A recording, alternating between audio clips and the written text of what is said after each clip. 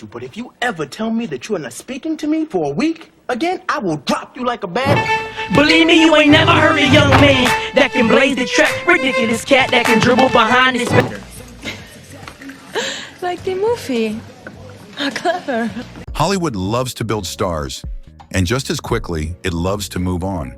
For every name that stays in the spotlight, there's a list of actors who had the talent, the looks, the presence, and still got boxed out, typecast, or quietly pushed to the side.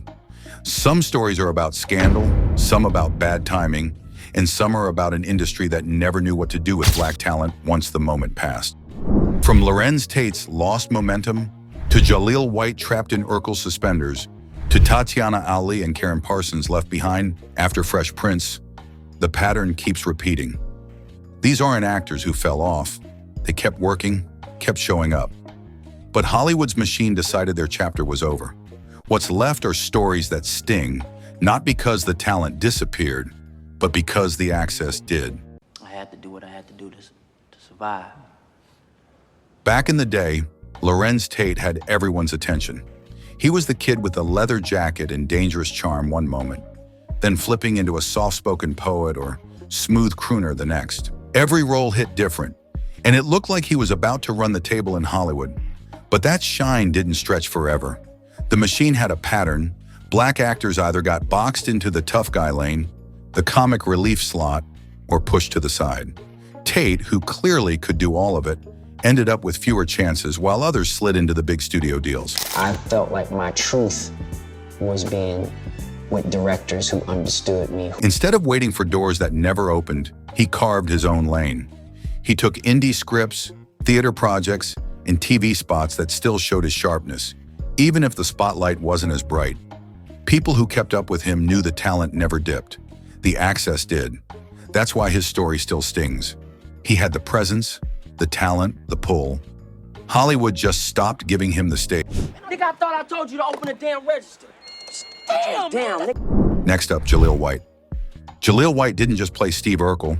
He was Steve Urkel for an entire generation. The suspenders, the snort laugh, the pratfalls. He took what was supposed to be a quick guest spot and flipped it into the heartbeat of Family Matters. The show basically turned into The Urkel Show. And for a while, he was one of the most recognizable faces on TV. The catch? That same character locked him in a box. Well, hello there. Once the show wrapped, Hollywood couldn't picture him as anyone else. Casting directors couldn't see past the glasses and the squeaky voice. No matter how hard he tried to pivot, he grabbed roles in films, kept busy with voice work and guest spots, but none of it stuck the way Urkel did. He admitted it himself. The role both built him and boxed him out. He kept working, producing, showing up in smaller projects and reality shows, but the big screen moment never came. Instead, he's remembered as the guy who defined an era, just not allowed to grow past it. Not your girlfriend and I'm not your priest. So if you want to remain my partner, I've got two. Next, we have Tatiana Ali. Tatiana Ali lit up screens as Ashley Banks, the little sister who kept up with Will Smith's chaos on The Fresh Prince of Bel-Air. She had the timing, the charm, and the kind of role every kid actor dreams about, instantly recognizable and beloved. Off the show, she even scored a music hit with Daydreamin', and for a minute, it looked like she was ready to run with that momentum. But once the sitcom wrapped, the machine didn't offer her the same runway it gave her co-star. Instead of blockbuster leads, she got scattered guest roles, indie films that barely made noise, and a music career that faded after just one album. The early 2000s were brutal for artists without heavy label backing, and she got caught in that wave.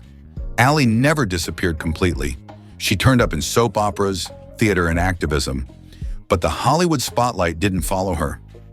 For a lot of people, she's still frozen in the 90s as Ashley, a reminder of how the industry too often leaves young black actresses stuck in place.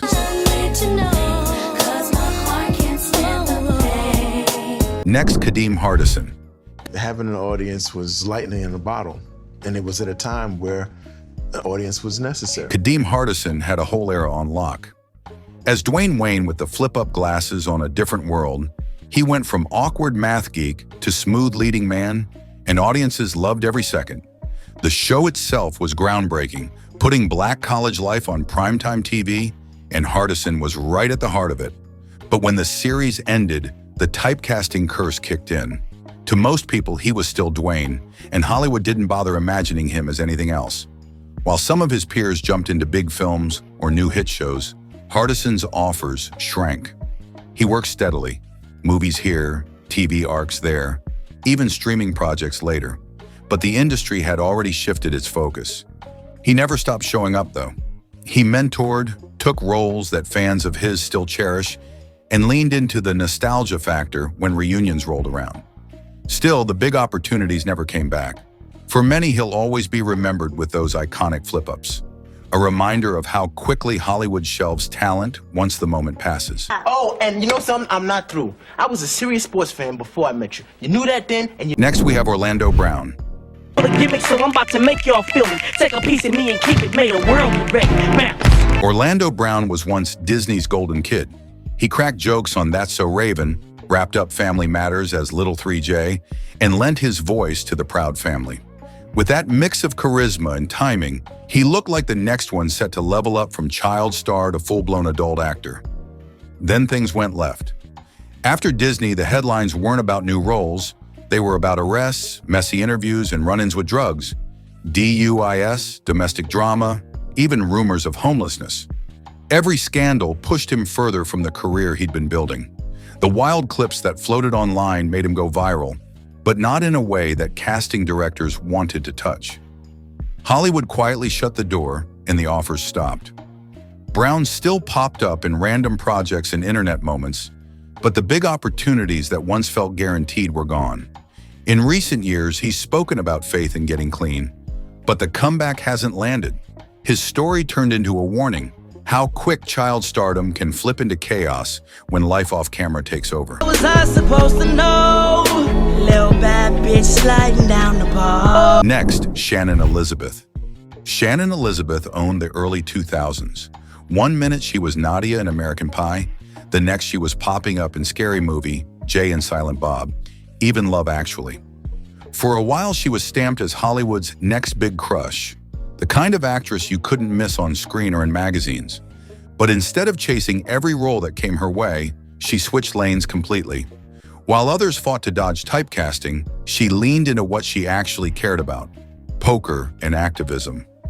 By the mid-2000s, she was spending more time at the card table than on movie sets, and she started putting her energy into animal rights work too. That pivot basically ended her mainstream run.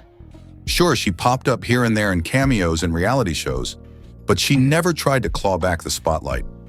In a business that often sidelines women once the bombshell tag fades, her quiet exit felt almost rebellious. She left on her own terms, forever tied to that teen comedy moment she helped define. Next up, Gary Dourdan. And just murdering them sports books. How'd you do this weekend? Killed some boy, 8 of 10. Outside the Huskers and them punk-ass Irish. Gary Dourdan had primetime TV on lock in the 2000s. As Warwick Brown on CSI, he was smooth, sharp, and gave the show extra weight beyond the flashy cases.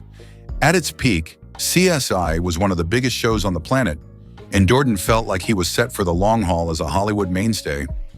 Off-screen, though, things unraveled. A string of arrests, mostly tied to drugs, chipped away at his image. Every headline made it harder for audiences to separate the actor from the scandals. And Hollywood doesn't hesitate to back away when someone looks risky. By the time his character was killed off in 2008, whispers about behind-the-scenes issues only added fuel. After CSI, the big offers stopped.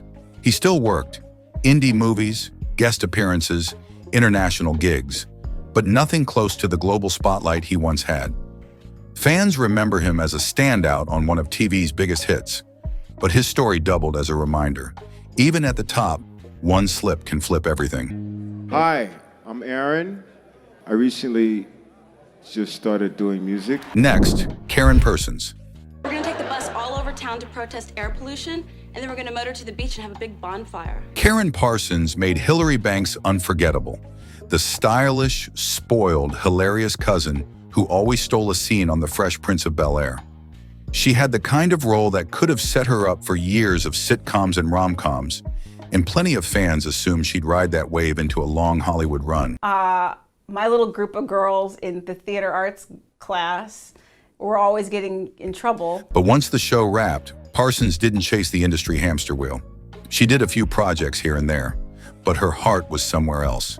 Instead of fighting for roles, she put her energy into Sweet Blackberry, the nonprofit she founded to share untold stories of Black history with kids through books and animated films.